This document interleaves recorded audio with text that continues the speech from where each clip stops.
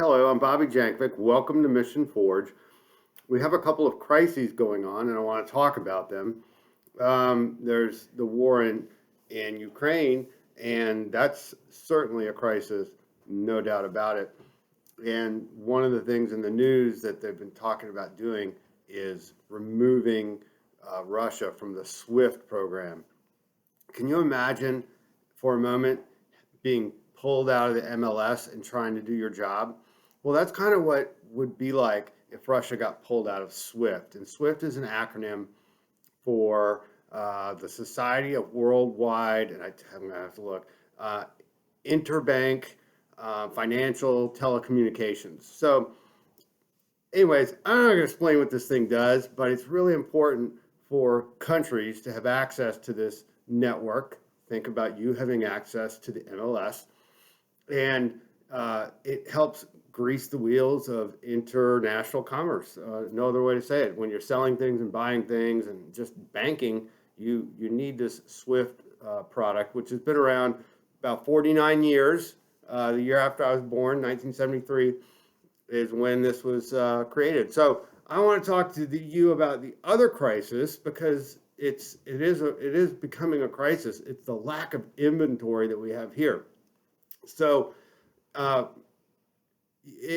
what can we do to solve the crisis that we're witnessing here as real estate professionals? We can't really do much about Putin and SWIFT. We can hope that our leaders do something, but we can do something about the crisis here with our listings, lack of listings. And I want you to learn to use the MLS, not just to help your buyers, but to help find people who will sell their house. And there's 5 things that I've come up with that you can do. I've got a list of them. And if you have any questions about how to make this happen, just reach out to me and I'll let you know. All the stuff's pretty simple. I'm sorry that I'm lisping, because I've got this tray in my mouth to keep my teeth straight. So number 1 is you want to use the tax records. And did you know that from the tax records you can print mailing labels? And so when you look up a street, and you can identify people who are owner occupants, and you can mail to them by printing the labels of their address, or you can do non-owner occupants, which would help you identify people who are landlords. So you can do different campaigns. You can mail to people that have lived in the house and might be looking for a change, or people that have been renting, landlords renting the house to others. And there's different campaigns for each. So that's really 2, but I count it as 1. You could also use your tax records. Remember, our tax records are fed in with other value-added products. And in one case, our real estate tax records, called Real List, in all of our surrounding MLS systems, you have something called a sell score indicator. So that's just basically an algorithm that will tell you, with some reasonable assuredness, how likely that homeowner is to sell their home. And it's kind of like a thermometer or something that goes like this. So you can go through, look through a whole street or a whole neighborhood and look for the ones that have higher sell score indicators, and then you could contact those people and talk to them about the prospects of selling their house.